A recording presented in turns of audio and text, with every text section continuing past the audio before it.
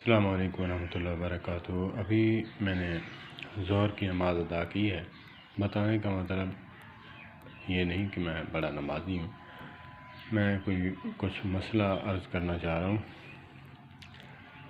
کہ علماء اہل حدیث میں سے جو عوام الناس ہے، اگر نماز میں کوئی رکن فرائض بھول جائے تو وہ پھر سجدہ سہو کرتے ہیں۔ سجدہ سہو جو ہے بھولنے پر کرتے ہیں تو 2 سجدے کر کے پھر سلام پھیر لیتے ہیں، اور علماء دیوبند میں سے وہ کیا کرتے ہیں، وہ سجدہ سہو 2 سجدے کر کے پھر جو ہے بیٹھتے ہیں، اتحیات مکمل پڑھتے ہیں، پڑھنے کے بعد پھر سلام پھیرتے ہیں۔ یہ طریقہ بہت اچھا ہے۔ اگرچہ میں نے اس بارے میں حدیث نہیں سنی کسی سے، لیکن علماء ہیں تو بہتر یہی ہے کہ نماز میں سجدہ سہو کرنے پر اتحیات پڑھنی چاہیے۔ میرا ناقص عقل تو یہی کہتا ہے، جیسے علماء اہل حدیث کہتے ہیں کہ عوام الناس خاموشی سے جو ہے مقتدی جو ہیں کھڑے رہتے ہیں، سورۃ فاتحہ نہیں پڑھتے، کچھ اور نہیں پڑھتے، صرف امام ہی پڑھتا ہے۔ تو خالی کھڑے ہونے سے کیا فائدہ کہ جب اللہ پاک سے ہم نماز میں مناجات کرتے ہیں، معراج ہوتی ہے، اس معراج کا مطلب کیا؟ جب سورۃ فاتحہ انسان پڑھتا ہے، مقتدی ہو چاہے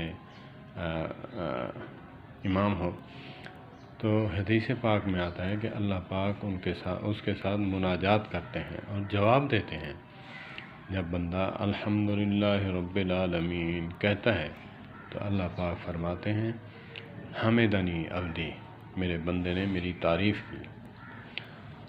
الحمدللہ رب العالمین الرحمن الرحیم مالک یوم الدین، تو اللہ پاک فرماتے ہیں مجدنی عبدی، میری اس نے بزرگی بیان کی۔